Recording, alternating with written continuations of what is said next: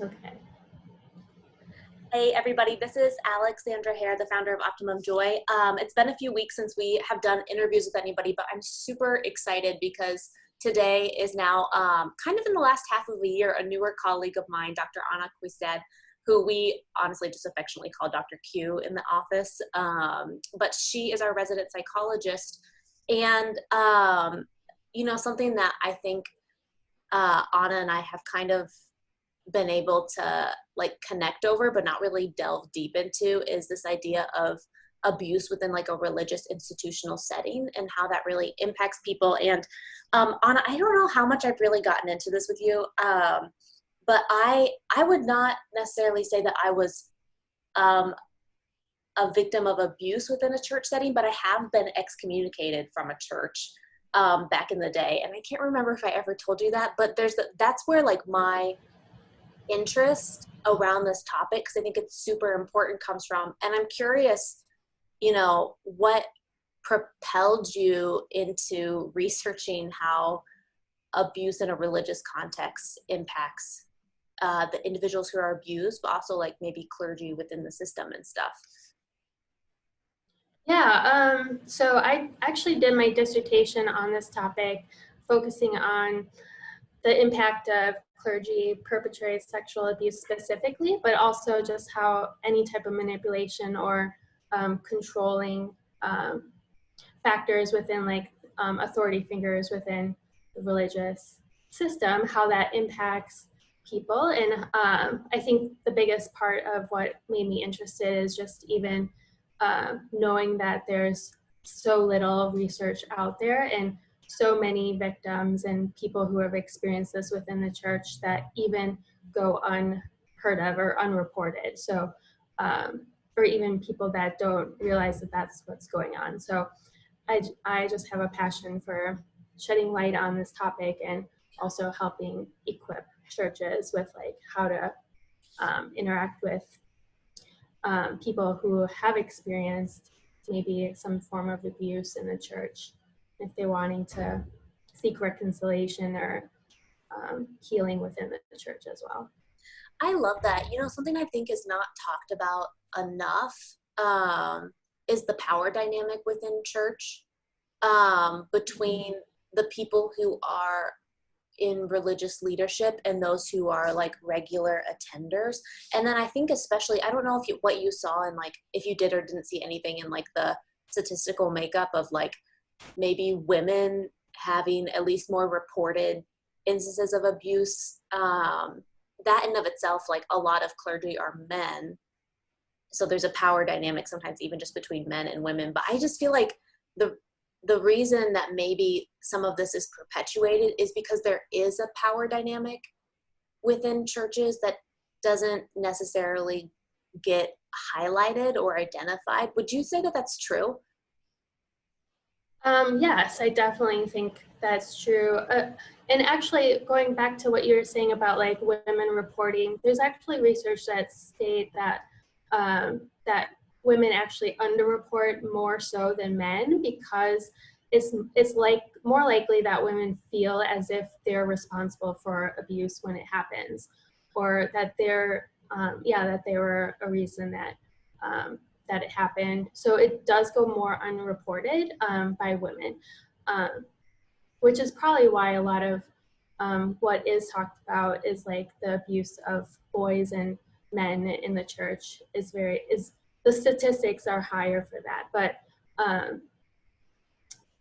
let me go back to your question about, what was your question again? Yeah, you're totally fine. You honestly said things that totally applied. And Anna, that's like the way I am conversationally. I'm always kind of all over the place. But I was just saying that like maybe a huge reason why we need research like yours and we need people to be highlighting kind of this disparity is because there is a power dynamic that isn't talked about. Oh. And you kind of like agree and see that based on your experience. Yes, and so there definitely is that innately, I think, within churches, especially because like pastors or clergy do even represent like God, right? And so like God the Father, like priests in the church, they like represent that. image of God, even though obviously like we are human, and so there are going to be mistakes that people make, but there is that authority, which I think having authority in the church is actually not a bad thing, but it can easily become a source of like when it like controlling or dominating um, or manipulation within the church. And actually, so when I think about that too, like I often think about like manipulative communication in general versus like reasonable communication, and I think like dynamics even of that sort. So I think of like these 5 muscles that make up um, reasonable communication and like being able to reason with people, and those are specifically like humility, which says like, if I can be wrong here, you could be right, let's talk about this, versus a manipulator would say, I'm right, you're wrong, end of discussion, and not really having that humility to have a discussion. The second muscle is actually awareness, so like being able to see where I am wrong, um, versus only seeing where I'm right. Um, and then there's responsibility, being able to take responsibility. Um, so like a reasonable person would say, it bothers me when I'm wrong, versus a manipulator would say like, if I'm wrong, or if I'm wrong, like, so what? Like not Right. taking responsibility for it. And then the last 2 is empathy, um, and also reliability. So reliability, like when I'm wrong, I'll change, is a reasonable attitude, whereas a manipulator would say, I'm not change. I'll not change because I'm not wrong, basically. Um, Yeah. if that makes sense. No, absolutely. It's making me think about someone from long ago in my personal life who would essentially, in conversations, position himself as a corrective agent for everybody else. But when you would try to be like, hey, well, have you thought about maybe the fact that you're doing the same thing to that person? He would kind of, I'm trying to apply this in our like religious context. He would kind of stop it and say, oh no, that's between God and me.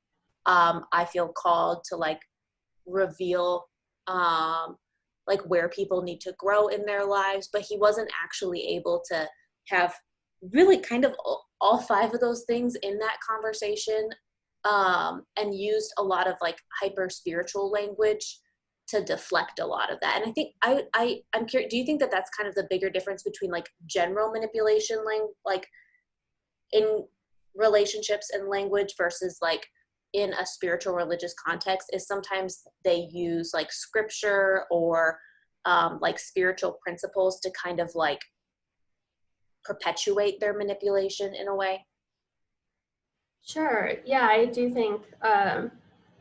Yeah, I can see that, especially um, if people tend to like always use like God or scripture as like the end all, like this is the right and only answer here, versus yes, maybe there is like a truth in a certain situation, but I think it's important to um, like meet the person where they're at, and explore like what is it that they are believing about a situation, and then like help them discern like in this like very mutual, like respectful way, and if there is like needing to be like exhortation or like guidance, just to do that in like love and kindness and like humility, and those 5 muscles that I mentioned. I have been corrected quite a few times in my life for various reasons. And it definitely felt a lot different receiving a correction from someone who I could obviously see cared about me than someone just felt like, Mm. I'm trying to make you into something different than what you are. So I think that Yeah. like that what you're saying about love and kindness and empathy, because we're going to have conflict, we're going to have hard things come up. But I even know in the corrective experience in my life that actually went a really long way to honestly to shape and transform my life. Like it wasn't just about our relationship, it was also about like them caring for my life in that way, you know? So, Mhm. Yeah. so what about, you know, we were talking a little bit before this that your research and studies kind of focus on like three broad areas that essentially abuse within a religious institution or by clergy really in like a three-layered way impacts people. Can you kind of highlight some of that and maybe we'll just dialogue around it? Sure. So, what is actually common in these experiences within the church or institution, um, which actually parallels the research that backs up like this idea of complex PTSD. So, symptoms of complex PTSD all have to do with these three areas. So, the first area is the impact on like your worldview, and like that can include your spiritual worldview, right? So how you perceive like yourself, others, and God, in the spiritual realm of understanding. So that worldview, that's going to be impacted by any type of abuse in the church. And then the second is any type of like relational or attachment system. So that's going to be impacted, obviously, like in a relational context of like emotional or physical or sexual abuse within the church.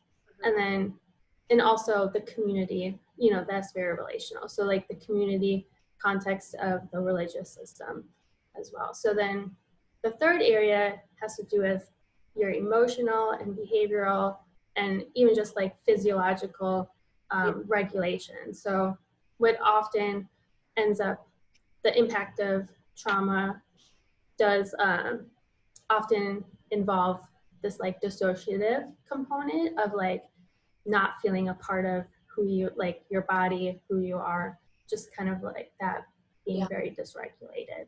Right, right. Really, as you're saying this, I'm sitting here thinking, oh, it impacts the way you think about things. It impacts the way you like think and relate to people. And then it just like impacts literally like the cellular, molecular level of your body. Like it's a really, like it's making me really sad actually, because it is such like a thorough and deep trauma. And even like you to use Mm-hmm. that word, it actually is complex trauma. I think that, we unfortunately see, I think, cases of abuse of power by religious leaders at the counseling center, and very often I think that the church who's grappling with the abuse accusation um, kind of brushes off manipulation and brushes off an abuse of power, because I think that they maybe don't understand that the abuse perpetuated is like such a whole abuse that it impacts almost every layer of a person. Yes, yes. And I think that's actually what drew me to do specifically my dissertation focused on liturgical churches, which really embody worship in a way that is very, embodied. So whether it has to do with sacraments or even sacramental objects, which all kind of have to do with like um, reflecting reality, or like the spiritual reality of who God is in like matter. So it's this idea that like matter matters. And so whether it's taking Eucharist, which is like a physical thing, it's like embodying, participating in receiving Christ, uh,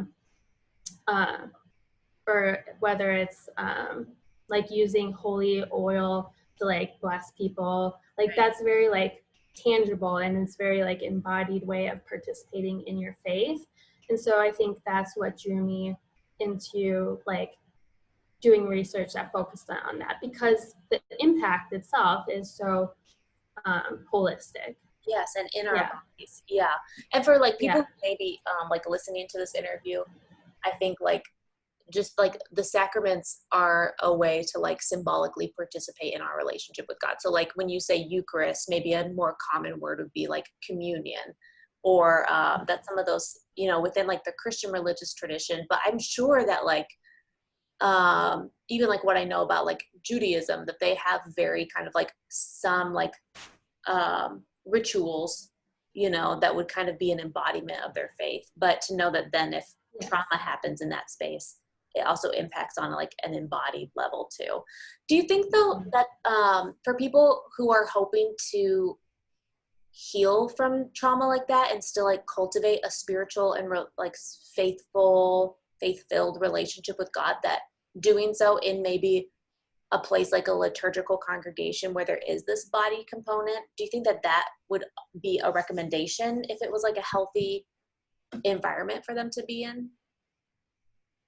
Yeah, I actually think it would be, and yet I also recognize and acknowledge that it can also be very triggering, especially if the abuse happened in a context that has so many symbols, and like those things can be triggering too. And I think what's important is to be able to use like sacramental things and sacraments, and even just like the liturgical participation in a service, like to be able to do that in connection with like a solid relationship within the church. So like, because it's so relational, the abuse is so relational, that like what is reparative is definitely being able to connect with somebody who has healthy, like those reasonable ways of communicating it, which is really just meeting them where they're at. So if that all makes sense, like just being able to do that within a connection with trusted leaders, or Yeah. church pastors or leaders within the church who can like walk them through this. Yeah. You know, it's reminding me of like some really encouraging information around like attachment studies, that like just having one more securely attached relationship in adulthood is enough to actually move an individual towards a more secure attachment. And we haven't actually talked about attachment theory on here at all, which is kind of crazy because it's so much of what we as therapists do. Like if you meet any therapist who's not about attachment, I don't want to make a statement about that, but I would just say you should go see one who is about attachment, maybe is what I want to say. But um, do you want to tell it kind of like what is essentially attachment theory, and why is it important? Yeah, I mean, attachment theory, at least like the perspective of what I like did my research on, which is like a depth perspective of psychology. Um, so there's a lot of different attachment theories out there, right? But like, I think what is important in this context is like looking at like how you can, so like basically how like things from relationships from the past and how that's impacted you now, you're going to project sort of. So like you're going to end up like going to come out in your present relationships.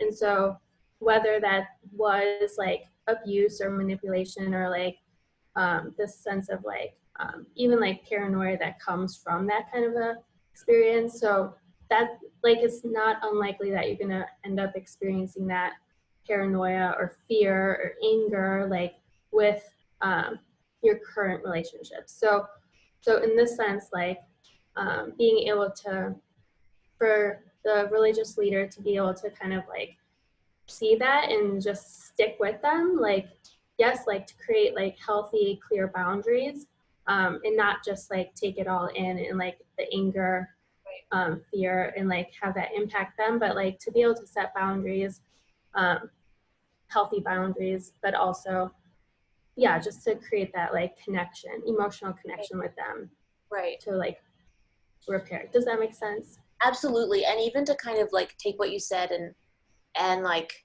add onto it, is I think like a big part of attachment theory is that our primary caregivers, so typically like mom and dad figures, but it can also be like a grandma, it can be a nanny, you know, it's just the people who predominantly like attune to our needs in childhood are the ones that shape our current, it's not deterministic, but they do interact and shape like our current adult attachment.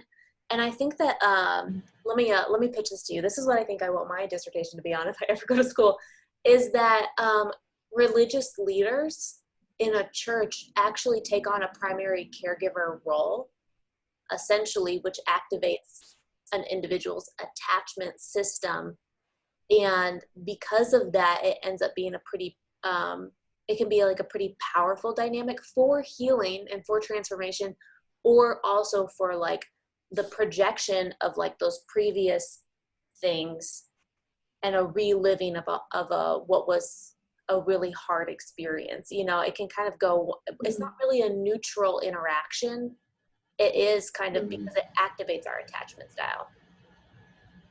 Yeah, and actually, here's some food for thought for your dissertation. Yes, so like, so I also, there's been like research that shows too that like our primary attachment growing up as a young child, so like whether that's with mom or dad or grandma, that actually impacts our view of God, Yes. right? And so because of that, transference, or like that idea of like how we view even like our father, our earthly father, is going to impact how we view God and how God views us, like our perception of how God views us, right?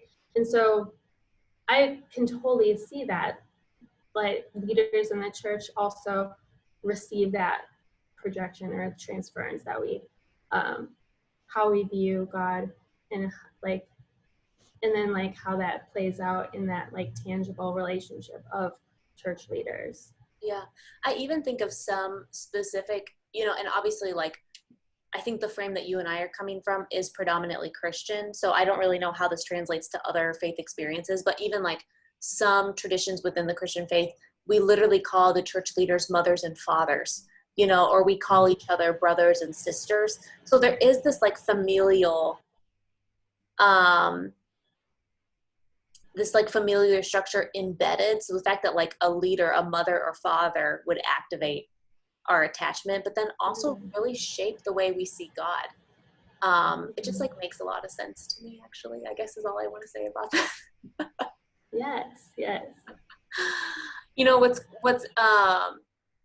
I think that the attachment piece combined with the worldview piece and like what you've had to say about it is really kind of,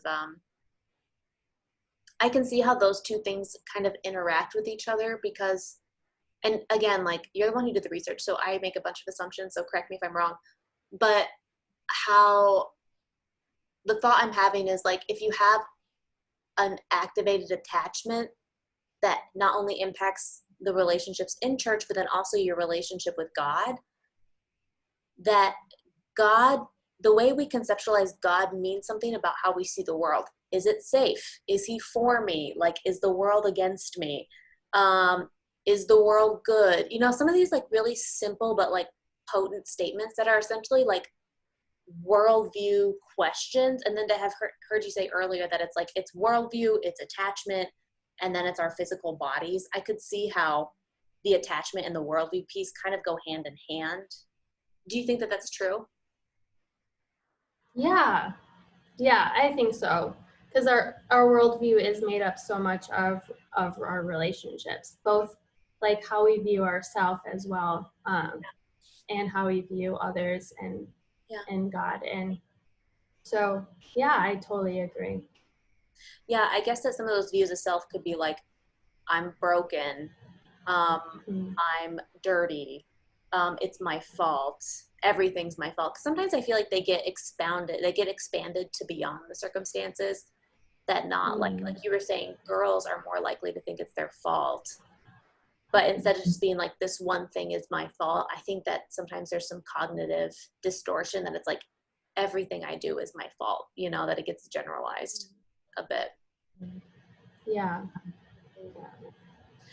What do you think? So for, you know, I'm sitting here kind of like, I have some thoughts and ideas, but from your perspective, how have you seen, or how would you like to see the people in power interact with material like this? How would you want like church leaders to maybe absorb or interact with the fact that like abuse occurs and sometimes occurs at the hands of them, and that it does like some really complex PTSD damage? Yeah. Well, I've seen some, pastors and clergy respond in a really good way. And it's almost like being like this good, like, pasture that like people can, like, almost like having that perspective of like I want to be like I mean, I think a lot of times pastors who are coming from a healthy church dynamic do want to be that healthy, like, safe place for people who have experienced abuse in the church to be able to come and be like, they're very like vulnerable, right? And so to be able to treat them with care and love, and so my hope is that, like, yeah, I think pastors and church leaders would be able to just embody kind of like this idea of like receiving people where they're at, like, and even like knowing that there's going to be like difficult emotions that come up, but being willing to listen to like where they're at, and with empathy just to receive people where they're at, and not necessarily just like shove truth down them, but like to be able to just yeah, to focus on like love and care. So Yeah, I think it's one in hearing you say that, I think that the image that comes up is almost like there are some like maladaptive things that need to be like broken down in a way before you build up healthy things. And I think sometimes listening and loving and being kind helps kind of peel back some of those things that aren't necessarily helping somebody anymore, so then you can actually rebuild something new and good and healthy. Yeah. yeah. What about, oh, did you have a thought? No. No. Okay. It looked like you maybe were going to say something, but what about for like people like you and me who are therapists, you know, that like, is there, because what am I trying to say?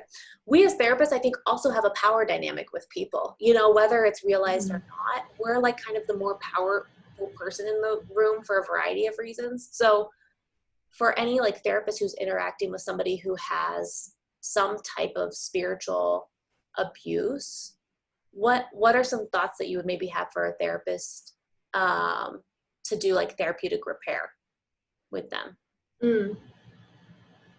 Um, yeah, I think, well, in my dissertation, I do parallel how the therapist and patient or client can actually, like, the process that happens in therapy can actually kind of, in a way, the dynamics of it, of what creates repair, can be transferred into the church leader versus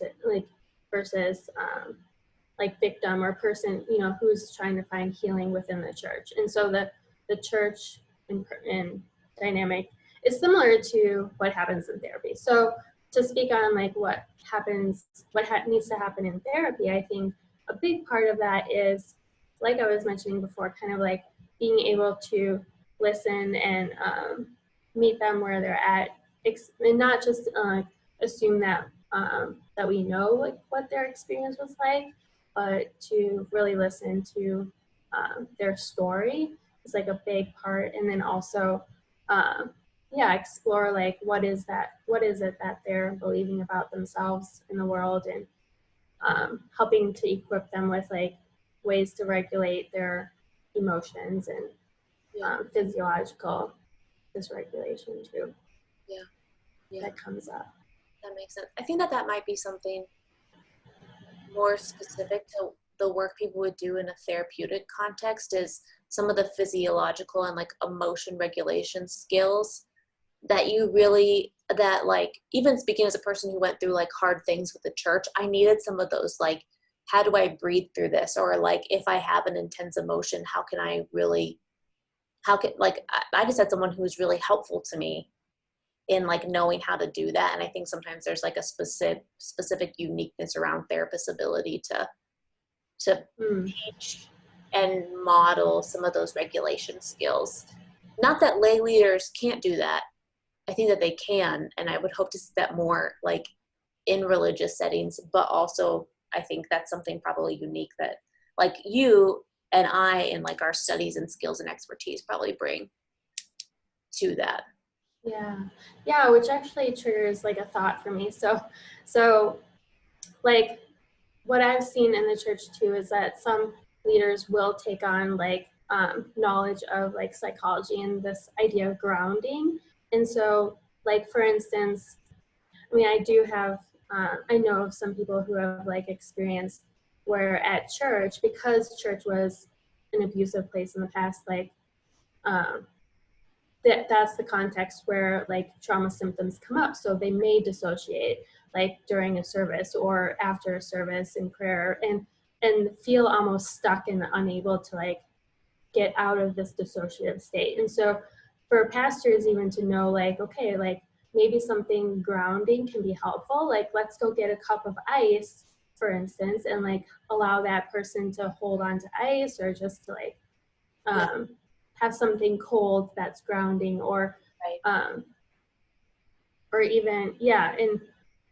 And I think like for the person who is in this healing process to learn skills like that in therapy and that they can translate that and use that in a church setting Yeah, can yeah, be very helpful. right. And that's even something I think that people like in hearing this can just like Google search grounding techniques for trauma, you know, and that a lot of different like Mhm. practices come up because even like you know, I think like one that was super helpful for me because I used to kind of tune out. I used to dissociate when I would pray essentially because of some of like my past experiences was to like either keep my hands on my legs or on like the floor or carpet and to almost kind of like Mm. do some of that. Like I just needed some type of sensory input to almost remind me I'm Mm. still here. Like this is safe, this is all these different things. But I think that like what really is good about grounding is it activates some of like a cold ice cube activates a cold sensation, or like for me like to touch that activated a sensation that really counteracts some of that physical body stuff and some of the Mm. like dissociation, which is really our body just trying to take care of us, you know, like it's our bodies are like, hey, this might not be the safest thing for you and you're overwhelmed, so we're just going to kind of pull you out of it in a way until we can put you back. Mm. But I think to almost start to do some of that grounding, like I am safe, it's okay to be here, I want to be here, and to connect it with a physical sensation so you can actually stay in a moment, you know.